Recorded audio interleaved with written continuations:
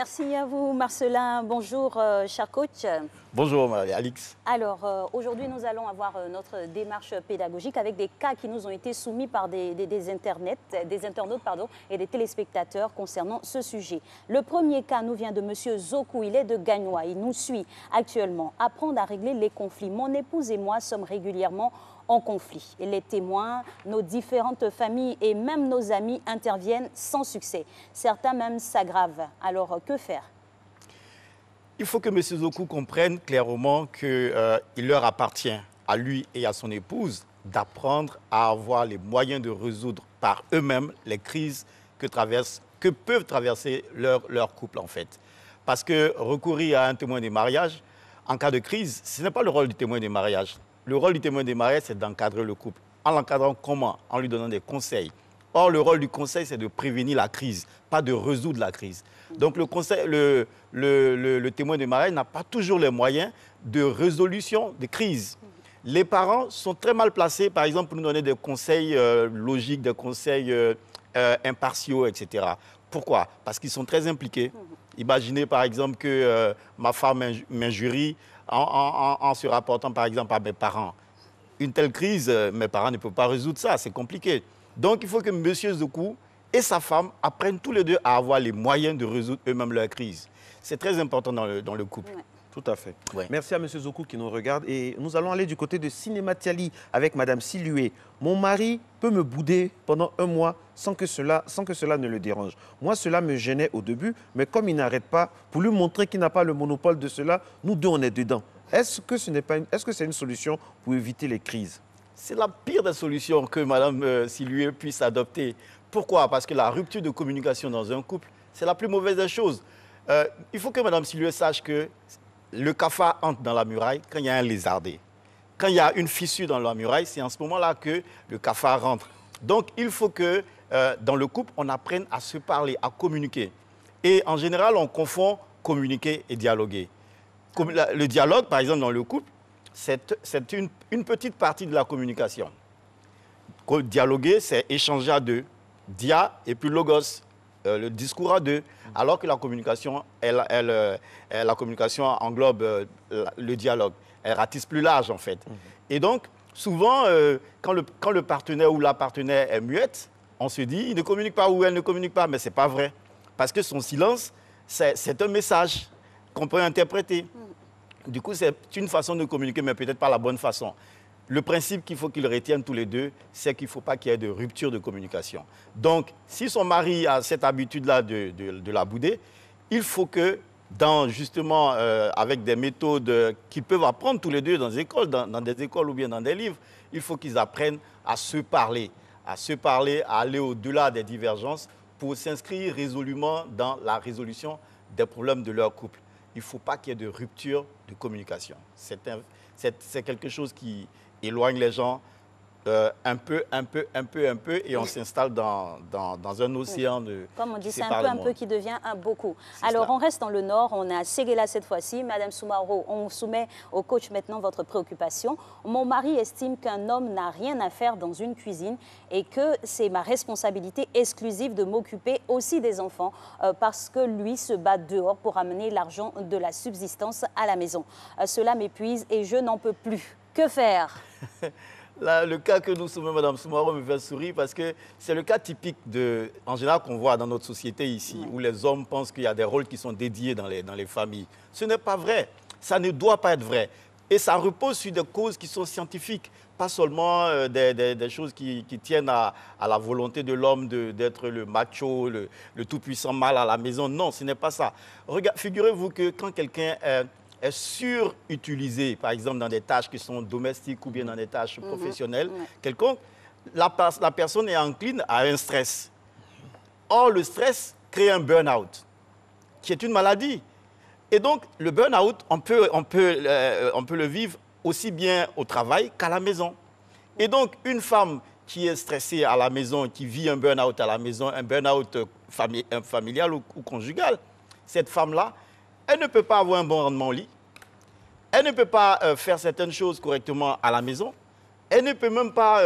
elle peut avoir une humeur qui est maussade, qui est médiocre, qui est vilaine à tout moment. Et on n'aura les yeux que pour l'humeur, que pour les fruits, en fait, qui sont provoqués par le stress ici.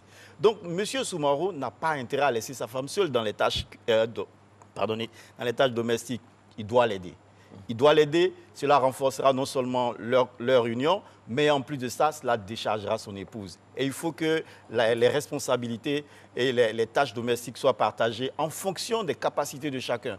Vous savez, par exemple, nous, les hommes, on est très macho, des fois. On est macho et puis on n'est pas très bon gestionnaire, par exemple. Donc, pour la réussite de la famille, ce qui serait idéal, c'est de confier, par exemple, le porte-monnaie à madame. Alors, M. Soumaoro, attention, si vous laissez madame seule à la cuisine, vous risquez d'être seul ailleurs, on se comprend. Alors, autre cas, madame Zimbo de Paris. Je suis ivoirienne de 26 ans, vivant à Paris. Je rêvais de balades au bord de la Seine avec mon mari, de tour d'Europe à moto avec lui, de complicité à toute épreuve. Mais là, mon homme est un vrai ouka. Jamais de sortie en amoureux. Je me retrouve seule dans toutes les tâches domestiques. J'en ai marre. Que faire? Le langage parisien. Waouh, c'est compliqué. Ce n'est pas compliqué en réalité. Pourquoi? Parce que, comment elle s'appelait là, madame? Madame Zimbo. Madame Zimbo, il faut qu'elle sache que le mariage, on n'y entre pas avec des perspectives irréalistes. Il faut qu'on ait des perspectives réalistes. C'est-à-dire qu'on s'imagine que quand on va rentrer dans le mariage, justement, on va faire le tour de l'Europe à moto, etc. On va marcher bras dessus, bras dessous, au bord de la Seine. Ce n'est pas toujours vrai. On n'aura pas toujours le mari ou la femme à la maison à 17h pour dîner. Ce n'est pas toujours vrai. Ce n'est pas toujours vrai qu'on soit dans la communication à tout moment. Ce n'est pas toujours vrai. Il faut qu'on s'attende à ce que les choses ne soient pas toujours roses, qu'il y ait souvent du gris, qu'il y ait souvent du marron, qu'il y ait souvent du noir.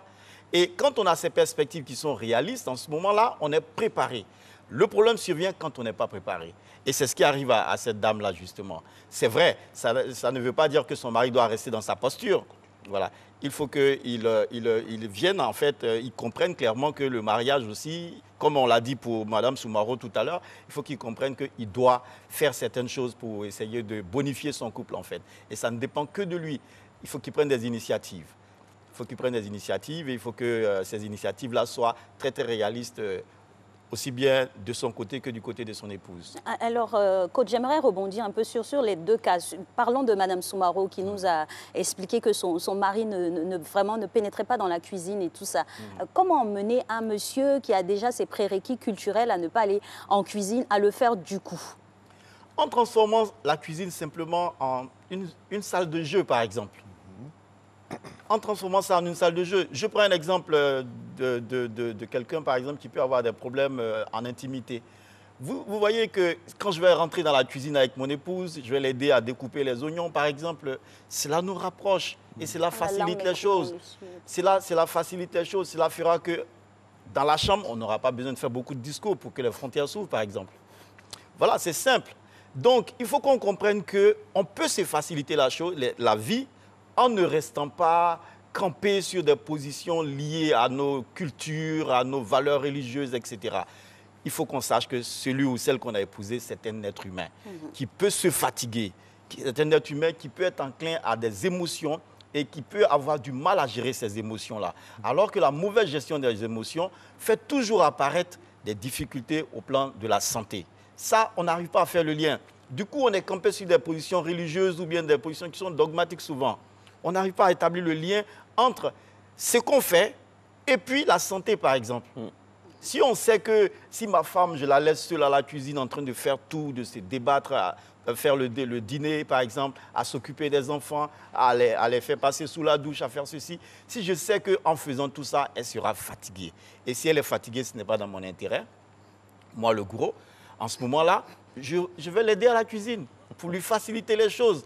Pour me faciliter les choses beaucoup plus tard. Oui. Okay. Parce qu'en fin de compte, c'est le serpent qui se mord la queue. Okay. Voilà. Alors, on a un cas de M. Bolibi. Monsieur Bolibi, je ne reconnais plus ma femme. Elle était bien avant. Mais aujourd'hui, à 51 ans, elle se refuse à moi au lit. Moi, c'est lui qui parle. Je suis un garçon pile. J'ai besoin de ça pour être heureux. Je rappelle pour ceux qui nous regardent de l'extérieur qu'en Côte d'Ivoire, quand on dit garçon pile, c'est un homme viril. Alors là, elle est en train de tout gâter sans s'en rendre compte. Que faire? Que faire?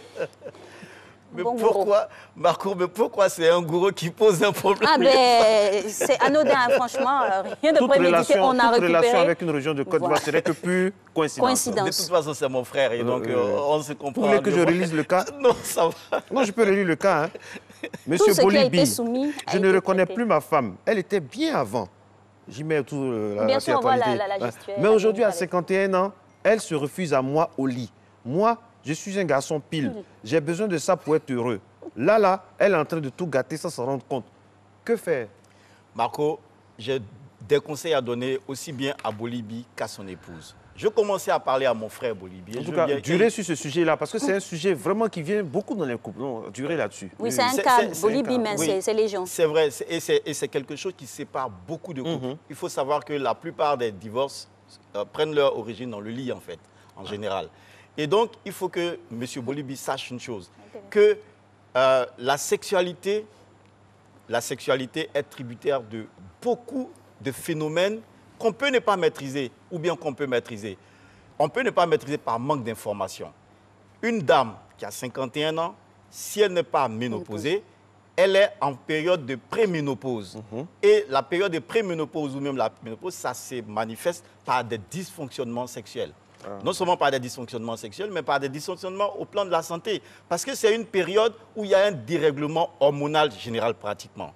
Donc, quelqu'un, par exemple, une femme qui a 51 ans, qui est par exemple en préménopause, ça peut s'exprimer par une absence de désir sexuel. Elle peut ne plus désirer son homme.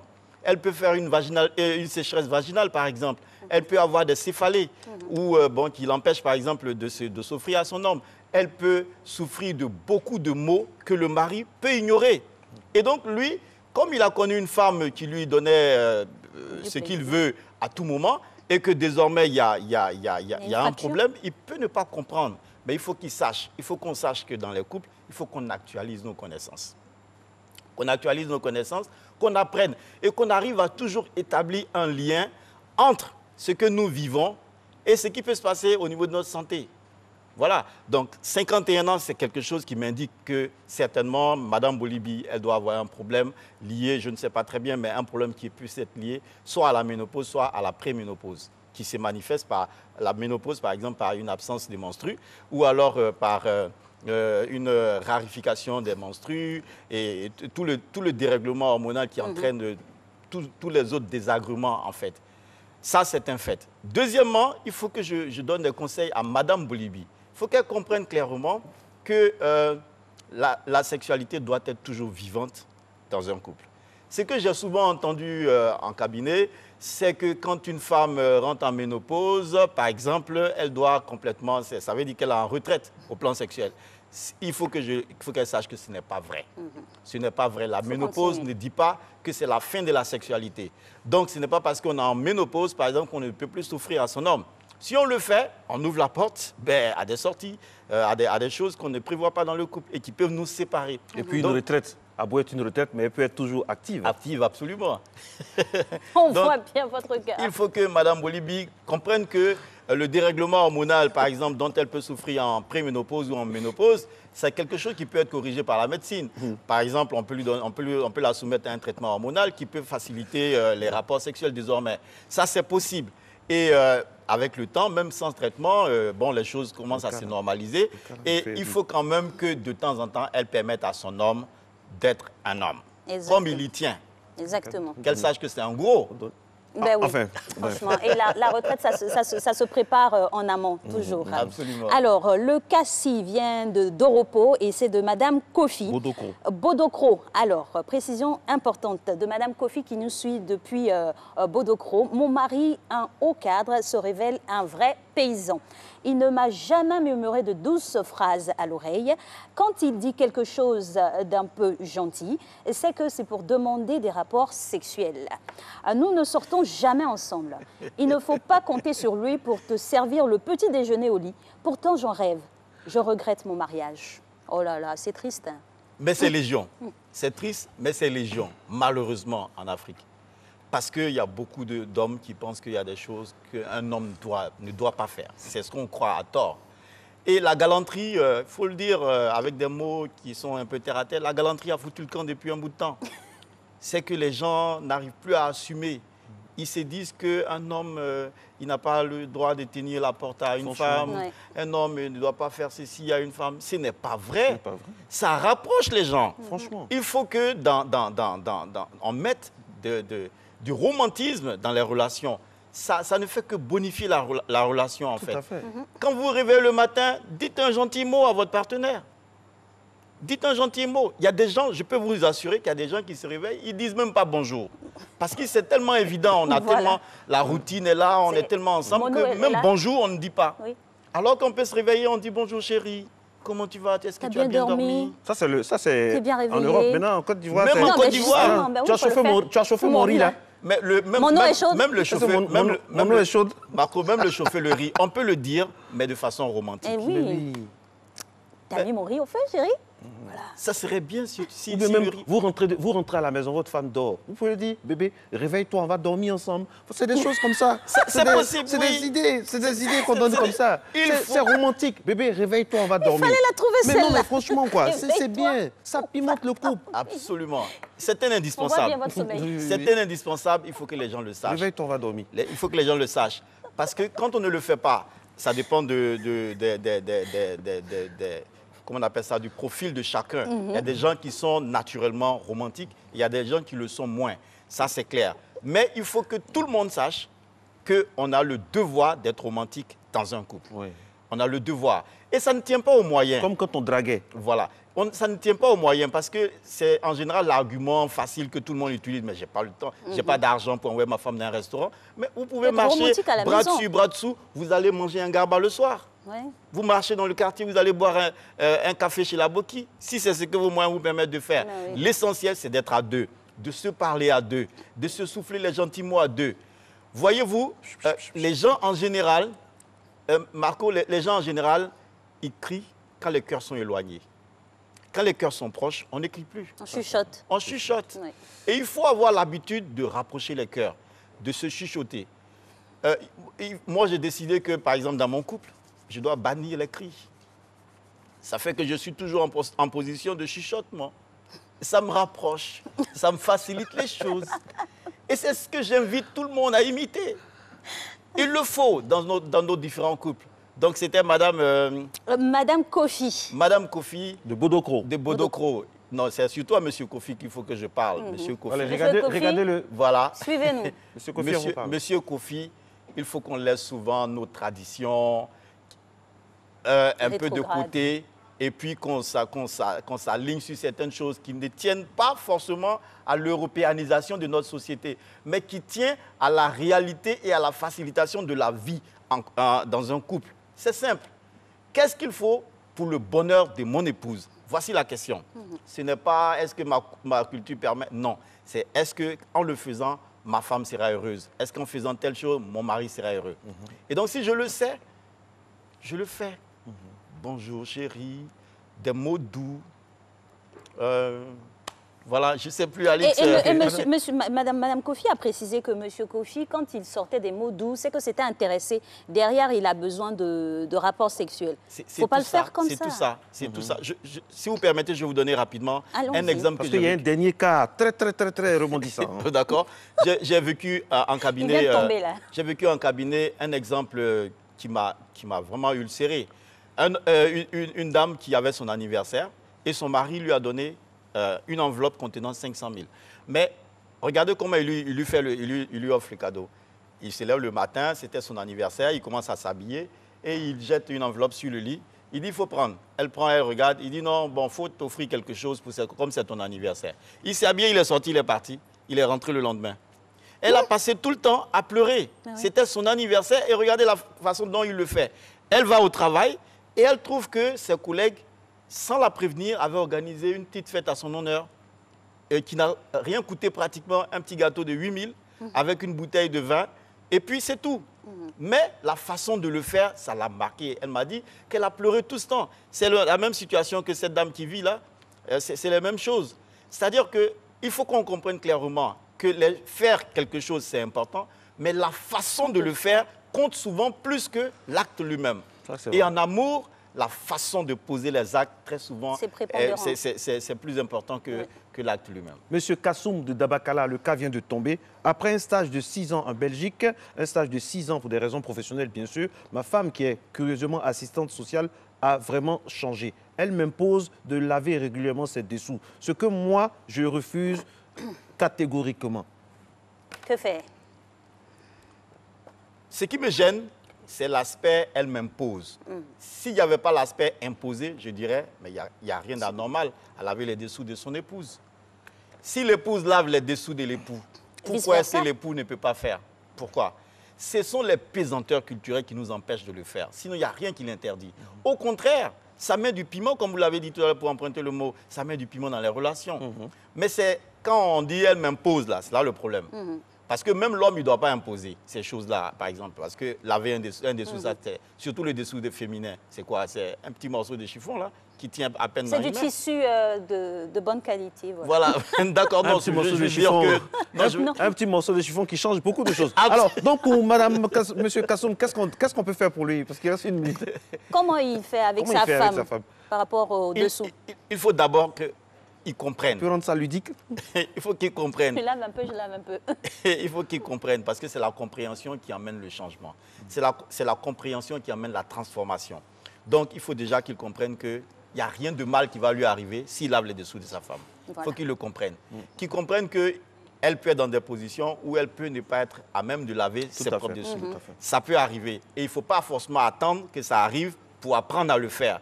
On peut anticiper. Il faut qu'ils comprennent ces choses. Il faut qu'ils comprennent, troisièmement, que ce sont des choses qui vont faciliter beaucoup de choses à lui-même son avantage. S'il a compris tout ça, je pense que le changement va venir tout seul. Donc, il faut que sa femme aussi comprenne que ce ne sont pas des choses qu'on impose. Si le mari ne le fait pas par pesanteur culturelle, par considération religieuse ou éthique ou morale, on doit comprendre qu'il y a des gens qui réfléchissent comme ça. Et donc, on n'impose rien. Il faut que le changement vienne de l'intérieur. Et pour que le changement puisse réussir de l'intérieur, il faut qu'on explique, on explicite, on illustre. Et en ce moment-là, quand l'information est en possession de la personne, elle décide toute seule de le faire, ces choses-là. Et la suite logique, c'est le consensus. Voilà. Attentif, avenant et aimant, c'est ce qu'on vous souhaite dans vos couples. Merci de nous avoir suivis, ce couple matinal là pour démarrer votre journée. On se revoit demain pour parler de votre santé. Merci à Didi Fat.